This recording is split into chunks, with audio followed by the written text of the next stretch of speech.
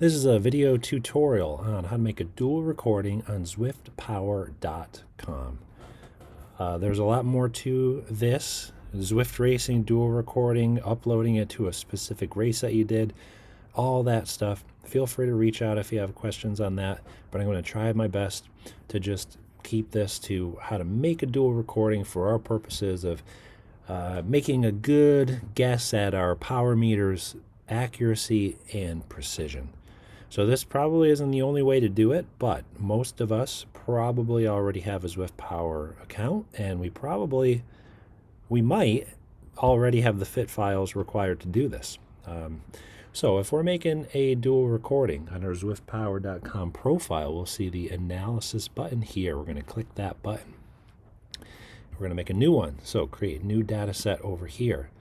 The nice thing about this is that it will work with Zwift, but you do not have to be on Zwift or take a fit file from Zwift for it to work. Since I'm going to take a fit file that I did from Zwift yesterday, I'm going to use this top portion, use fit file from Zwift activity. I'll click that. This is my ride from yesterday. Not only will you have your training rides, you'll also have group rides. You'll also have races on here. So basically any activity that you did on Zwift will show up here. So yesterday's fit file right there. I had my trainer connected to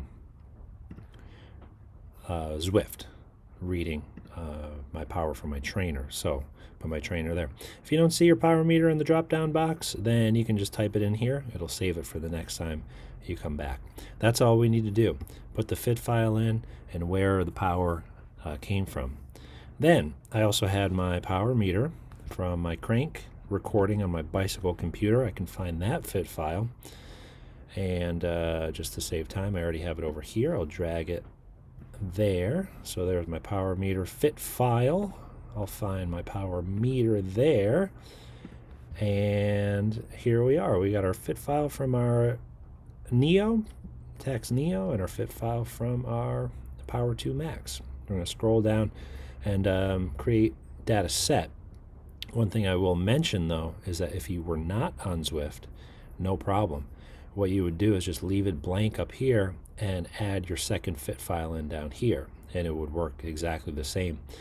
And actually, you could compare up to 4 fit files at the same time. There's a spot here and a spot here. So if you did have multiple power meters, you could do it all at the same time here. But we're set to go. We're going to hit our create data set. Right off the bat, we're going to see a graph, and visually we're going to be able to see if we're looking pretty good or not.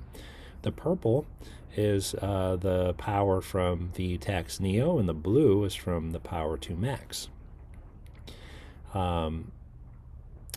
So we see they pretty much line up. They go up, they go down, they overlap each other. We're looking pretty good. If we scroll down here, the first thing that we're going to see is an average, normalized, maximum power. Now there is a little bit of difference here, 3% in the average power, but I want to point this out because it could trick you up a little bit. Sometimes if you don't, well, every time, if you don't click your start and stop button on your bike computer, then your fit file from your bicycle computer, your power meter, your secondary source, is going to be longer or shorter. In this case, I had my power meter running for a good 2.5 minutes. I kind of did an extra cooldown after I closed Zwift. So that's going to bring my power meter average power down.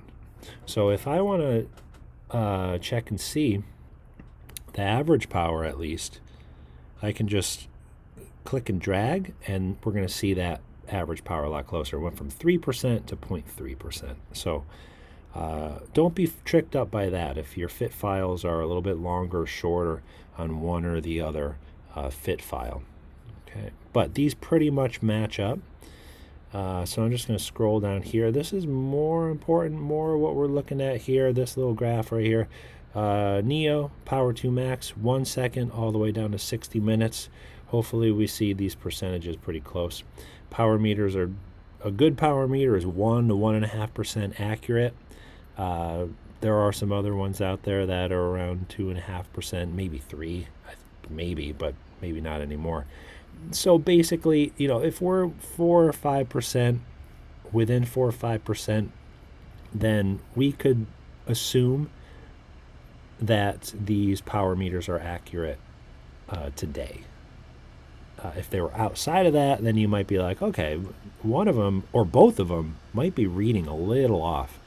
So this is looking pretty good for my power meters here for accuracy. Again, on yesterday's ride, if we wanted to look more at the precision of the power meter or the trainer, what we would need to do is do this multiple times over multiple rides, and also take into account heart rate.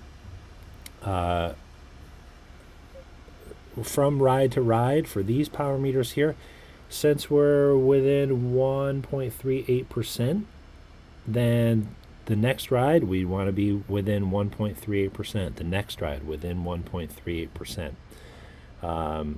That would be ideal, and then we could make a reasonable assumption that both of these power meters are not only accurate because they are close to one another, they're also precise because they're close to one another day after day after day. And that is the ideal scenario, especially if our heart rate matches up. If you were to do an endurance ride 5 days in a row, and say this was endurance for me, I would want my heart rate pretty much to be pretty much the same here with the same power.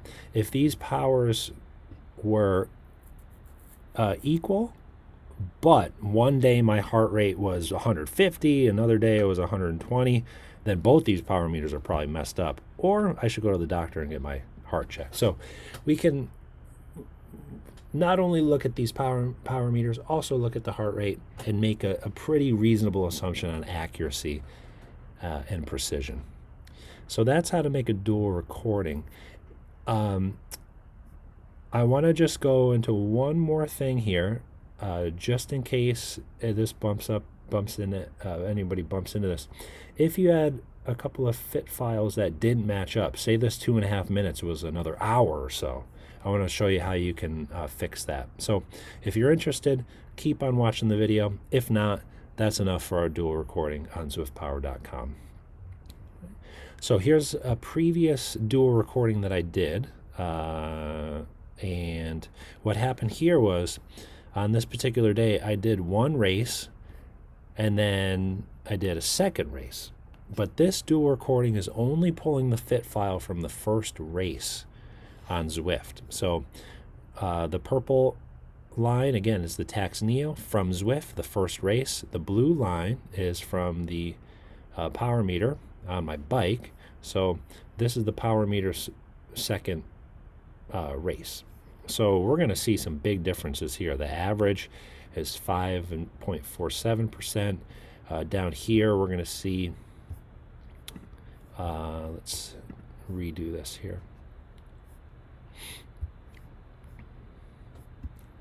Down here, we're going to see a big difference, 30%, 33% difference between the power meter and the Tax Neo.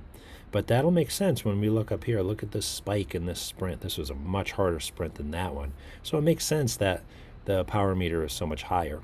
But if you do have a fit file that's longer, we found out before that you could just kind of highlight there, and you could see this top part is going to then just look at this part here. But it's not going to change down here. What we need to do is actually crop the secondary power source's fit file. So the way that we can do that is we can scroll on this graph and we can see the time on the bottom of the graph here. So the fit file for the Tax Neo ends at 57 minutes, which is 3,422 seconds. So wherever you want to stop or crop your fit file, what you'll do is you'll hit time, shift, and crop. We want to get rid of this extra power to max data. So we'll start at 0 seconds, but we'll finish at 3,422 seconds. We'll hit save. Now we just crop the fit files to match up. When we go down here, we're still going to see 30% of a difference, but after we refresh the page, then we will see the power match up. So that is how you can crop your fit files in this program if you ever have that come on up. So we're looking here the other day, yesterday, compared to this one. Yesterday was 1.39%. Here is 2.08. So basically just a 0.7% difference maximally from power meter to power meter. That's pretty good. So there's another data set there that shows that maybe these two power meters are precise. We probably want to do it a few more times, but we're in the right direction to see that they're pretty precise and they're reading the same from day to day.